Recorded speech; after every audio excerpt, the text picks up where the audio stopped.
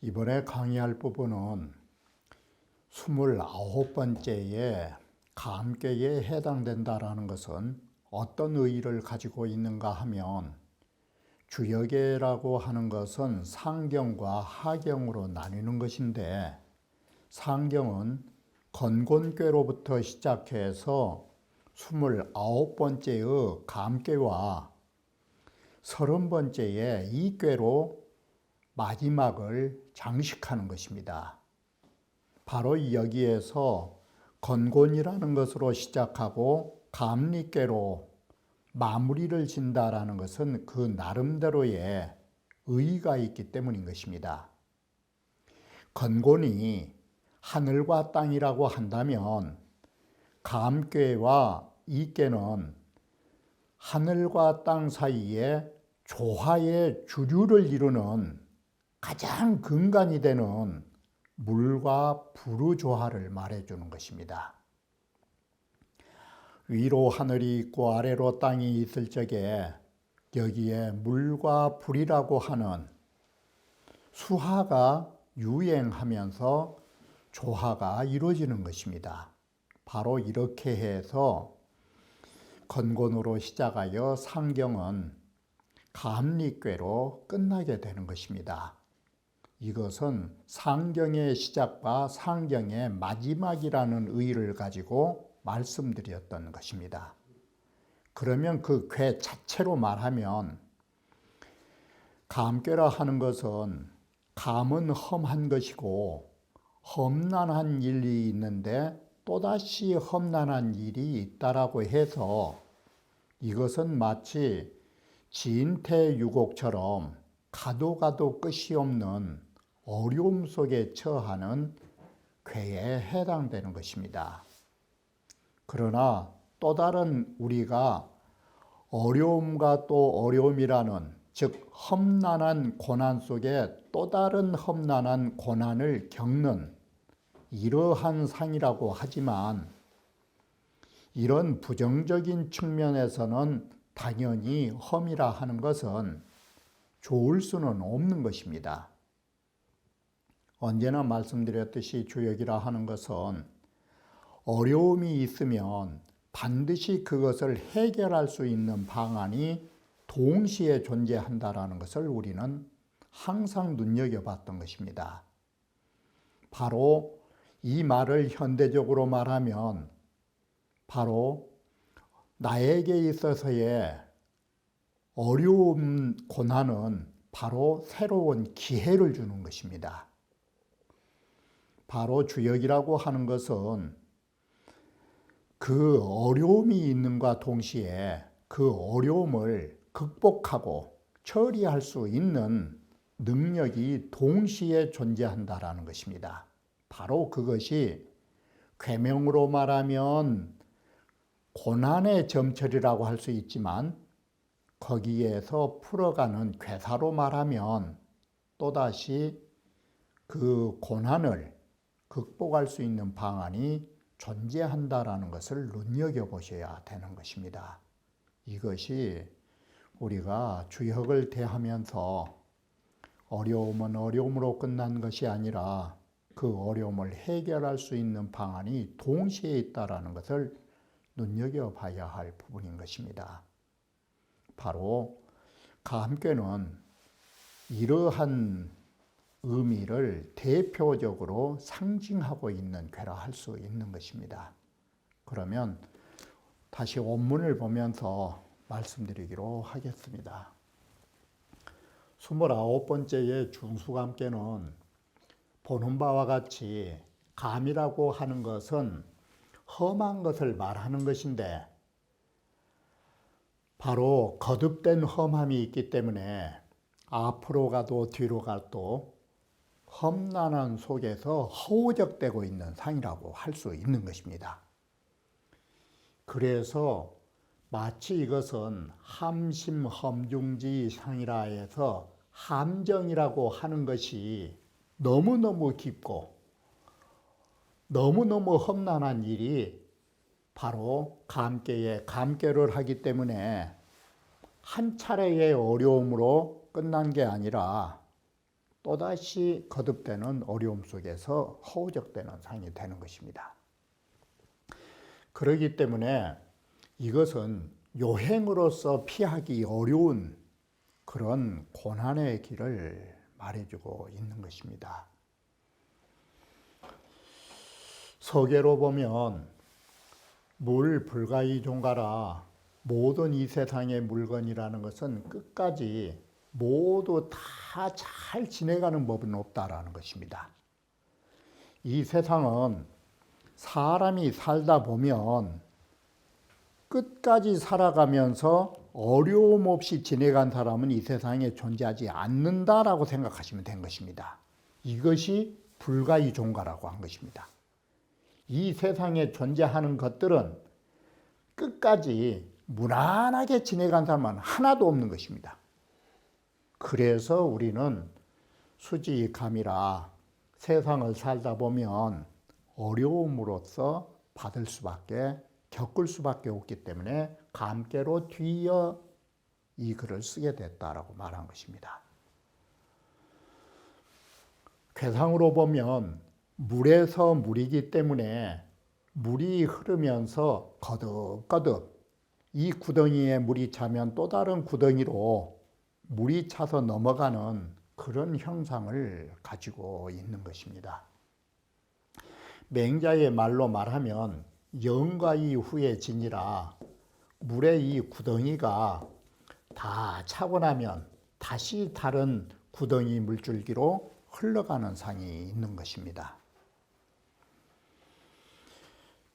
궤덕으로 보면 감개는 험한 것이기 때문에 험난한 가운데에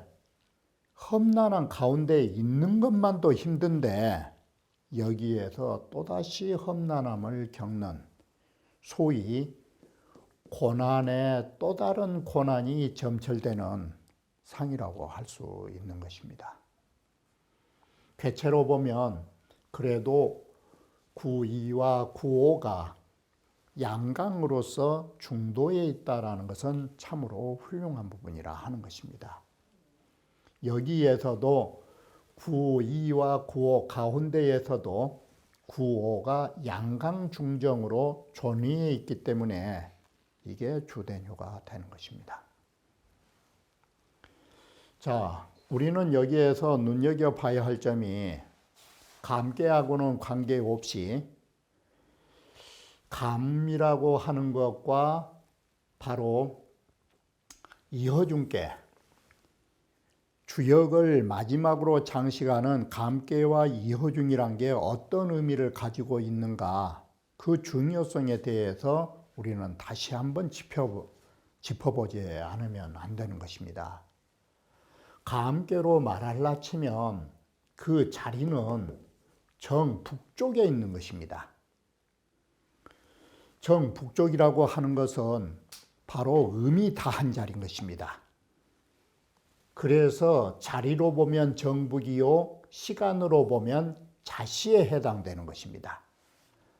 자시라 하는 것은 어떤 의미를 갖느냐, 바로 위 야지중이니 한밤중이 되는 것입니다. 마치 한밤중이라는 것은 밤 12시를 말한다, 이렇게 보면 쉬운 것입니다. 감개가 밤 12시라면 자동적으로 이 꾀는 낮 12시가 되는 것입니다. 상반되니까 시간으로 보면 그러는데, 밤 12시는 음이 다한 시간이기 때문에 자지중이, 이것을 우리는 다른 말로 하면 야반자시에 그러죠. 야반의 한 자시에 일양이 생언이라고 한 것입니다. 여기가 중요한 것입니다.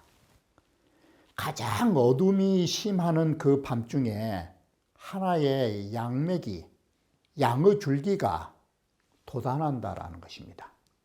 이게 이것은 마치 시간으로 보면 야반자시고 바로 방위로 보면 정북쪽에 한참 겨울 날씨가 차가운 그 지방에서 땅 속에서 하나의 양기가 흘러나온 것이라고 하는 것입니다. 마치 이러한 것은 어떤 의미를 갖느냐, 암흑시대가 극도에 달하면 그 암흑의 가운데에서 밝은 기운의 생명이 돋아나고 있음을 가지고 있기 때문에 이게 중요한 것인 것입니다. 우리는 현실로 보면 최고의 암흑기라고 할 수 있지만 이 암흑기 속에는 또 다른 희망을 잉태하고 있는 일양이 발생하다라고 하는 것, 이것이 가장 중요한 것이라고 할 수 있는 것입니다. 그래서 감개를 가만히 봐보시면 일양이 거중이라, 그래서 감개라고 하는 것은 바로 이 의무 속에 한가운데에 양을 획을 그려놓은 것입니다. 이것이 뭘 상징하느냐, 의무 한가운데에서 양을 잉태하고 태어나고 있음을 말해주는 것입니다. 이게. 자, 이것이 그래서 감개의 삼획 가운데에 하나의 양요는 한 중간에 딱 포진하고 있는 입장이 바로 이런 입장을 취하고 있다라고 말하는 것입니다. 자, 여기서는 아직 말 안 했는데, 그러기 때문에 물이라고 하는 것은 가운데가 양기가 있기 때문에 물의 겉은 차가운 것입니다. 그래서 물 속은 항상 양기 때문에 물 가운데는 따뜻한 것입니다. 반대로 보면 물 대신 불로 보면 이허중께는 바로 음이 가운데 있고 양이 바깥으로 있기 때문에 불이라 하는 것은 어디가 뜨겁느냐, 겉이 뜨거운 것입니다. 그리고 오히려 속이 그 온도가 낮은 것입니다. 이건 음이 속에 존재하기 때문에 그런 것입니다. 이것이 물과 불의 가운데의 온도차가 여기서 난 것입니다. 그래서 물은 속으로 들어가면 들어갈수록 따뜻하고 불은 겉으로 나올수록 뜨겁고 속으로 들어가면 그 불길이 덜하는 것이고, 이런 속성이 괴의 형상을 닮았다라고 말한 것입니다. 자, 여기까지는 감개고, 그러면 상경의 마지막인 30번째 이는 어떤 의미를 갖느냐? 이 꾀는 정북의 반대로 정남향에 있는 것입니다. 남쪽에. 시간으로 보면 오시라 하는 것은 정오 12시를 말해주는 것입니다. 정오 12시라는 것은 그야말로 대명천지, 태양이 정중앙에 있으면서 가장 밝은 하늘인 것입니다. 그런데 문제는 바로 이것이 정오에 있으니까 태양의 가장 중천에 떠 있는 태양인데 여기가 문제가 생기는 것입니다. 바로 대명천지라고 하는 태양이 중천에 떠 있을 때 어둠은 시작된다라고 보시면 되는 것입니다. 이게. 그래서 하나의 음이 밝은 세상 속에서 어둠의 줄기가 뿌리를 받고 생겨나는 상이 되는 것입니다. 이허중께는. 그렇기 때문에 이 꾀의 삼획을 보면 발생한다라는, 속에서 발생한다라는 것을 상징해서 하나의 음요가 한 가운데 양의 속에 딱 박혀 있는 것입니다. 바로 이렇게 대명세계의 속에서는 반드시 어둠의 줄기가 나오고 그 뿌리를 내리고 있는 것입니다. 자, 이렇게 되는 것은 바로 뭐냐? 감리라 하는 것은 천지 음양의 한 가운데에 있다라는 것입니다. 그러니 찬해 조화 장본지지라, 이것이 천지 조화의 모든 장본 펼쳐놓은 근본이 되는 것입니다. 그래서 천지조화는 뭘로 움직이느냐? 물과 불로 움직인다라고 하는 것입니다. 그렇기 때문에 주역의 상경은 시 건곤이 건곤으로 시작해서 천지라는 터전을 잡고 감리로서 끝을 맺은 것은 천지에는 수하의 조화가 주를 이루고 있기 때문에 감리께로 끝을 맺은다라고 말한 것입니다. 지금 여기에서 말씀드린 것은 주역의 상경이 가지고 있는 구조의 의미를 밝힌 것이라 할 수 있는 것입니다. 습감이라고 할 때에 이 습자는 중감의 거듭중자의 뜻이 익힐 습자로 봤던 것입니다. 그래서 바로 이 습자의 뜻은 어디에서 이렇게 해석하고 있는가 하면 논어 보시면 학이 시습이라고 할 때 이 시습의 습자가 바로 뭘 의미하느냐? 무시로 중복해서 학습한다 뜻으로 그래서 말한 것입니다. 그래서 이 습자는 거듭 습자가 되는 것입니다. 그래서 습감이란 중감이란 뜻이 되는 것입니다. 습감이라고 하는 것은 그래서 주자께서 중습해서 이 중자에다가 의미를 두는 것입니다. 바로 감괴는 유부하야 이 부자라고 하는 것은 믿음이라고 하는 것인데 이 믿을 신자는 외적인 믿음을 말할 때 신자를 쓰는 것입니다. 내면의 마음 속에 있는 믿음은 믿을 부자를 쓰는 것입니다. 이렇게 보면 믿을 부자는 내면에서 믿을 신자의 근본이 되는 것입니다. 이게 바로 우리가 바깥으로 신용이 있을 수 있었던 것은 내면에 이런 믿음이 있는 그 진실한 데에서 근본을 두는 것입니다. 그 사람 자체가 마음에 믿음성이 있었기 때문에 그 사람의 언행이 남들과 교제하는 데서 믿을 수 있는 것입니다.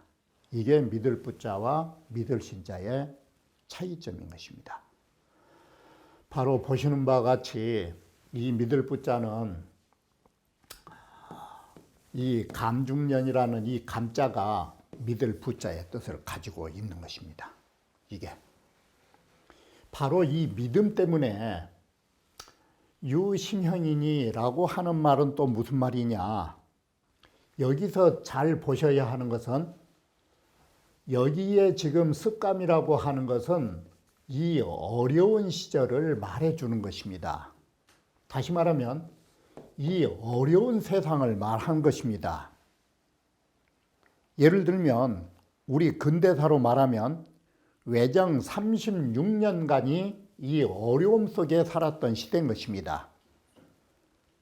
가장 쉬운 표현으로 외정 시대 때 몸이 편안한 사람들 그거 전부 친일파인 것입니다. 바로 이 어려운 속에서 할 수 있는 일이라면 뭐냐? 마음에 구김살 없이 사는 것이 그것이 진정한 독립의 정신인 것입니다. 그래서 어려운 시대에 몸이 편안했다. 어려운 시대에 뭐가 잘 나갔다. 이것은 나라가 무도할 때 부와 귀를 누리는 것입니다. 지조가 없이. 그렇기 때문에 나라가 무도해서 어려울 때는 몸이 괴로워도 도의에 조금도 양심에 가책이 없이 사는 것이 시명인 것입니다. 그래 여기에 시명이라고 하는 것입니다. 그래서 어려운 시대를 사시려면 항상 믿음 있는 신실한 마음을 가지고 마음으로 형통해야지 어려운 시대에 부귀를 누리면서 잘 산다? 이건 안 되는 것입니다. 그러니 자, 이렇게 해서 살아가면, 행하면 이 말은 왕하면, 이렇게 살아나가노라면, 유상이라 이 말은 공로가 있을 거다가 상자 뜻인 것입니다. 공자께서 그렇게 뒤에서 해석하는 것입니다. 습이라는 것은 중습이다. 감이라는 것은 험함이다. 험하고 마치 구렁텅이. 바로 구렁텅이 때문에 웅덩이를 파놓으면 거기에는 물이 고이기 마련인 것입니다. 그래서 그 상은 구덩이가 곧 물이 모이는 상이 되는 것입니다. 양함 음중하니 보시는 바와 같이 양이라고 하는 것이 두 음의 사이에 폭 빠져 있다가 되는 것입니다. 그러니 외허이 중실이야 중실야라. 바깥으로 보면 허한데 이 말은 바깥으로 보면, 자, 바깥으로 보면 이 양쪽 바깥으로 보면 음인데 내면이 중자가 이 실한 것이다. 이 실자가 부자를 연결지고 있는 것이에요. 실자가. 차괴 상하 개 감이니 이 괴는 상하가 모두 감깨이니 모두 상하가 모두 감깨이니까 이것이 중험이 되는 것이에요. 거듭거듭 험한 것이 되는 것이다. 그래서 가운데 효가 양이라고 하는 것이 유부심형을 할 수 있는 것이다. 이게 믿음도 되고 바로 마음으로 형통하다. 바로 이것이 뭔 말이냐면 이것은 마음이라면 바깥에 있는 이것은 몸뚱아리로 본다 이 소리예요. 이게 주역을 그렇게 지금 생각하고 보신 것이에요. 감깨를 딱 놓고서 상상을 한 거예요. 가운데가 양이니까 이게 믿음이 있는 것이고 그것은 곧 마음이다. 가운데가 있으니까. 가운데가 있으니까 이 가운데는 곧 마음이다. 그래서 마음만이 형통하다. 이렇게 글을 풀어가는 것이에요. 그러니 이 시형이면 바로 이렇게 해서 사람이 진실한 지조를 가지고 몸이 부귀를 누린 게 아니라 마음으로 형통해서 행하면 필유공의리라. 반드시 공이 있게 된다.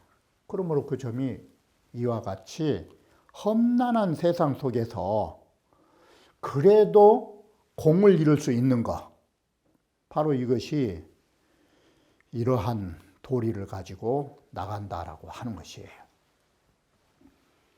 유심형이라고 하는 것은 건한구 씨가 말하기를 인지처감에, 여기에 이제 감자는 이제 아시겠죠. 이게 사람이 어려운 일에 닥쳐서 살아갈 적에는 이 소리예요.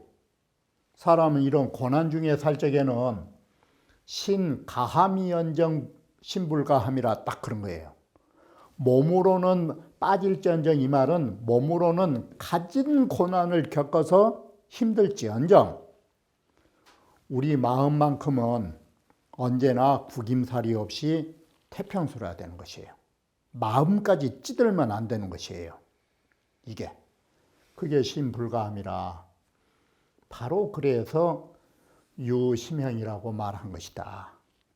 심형적, 우리가 마음이 아무리 어려운 속에서도 새한 연후에 겨울 차가운 날씨에도 송백과 같은 지조를 가지고 산다라고 하는 것은 그건 결코 어려움이라고 우리는 볼 수 없다. 비감이라. 마음이 형통하면.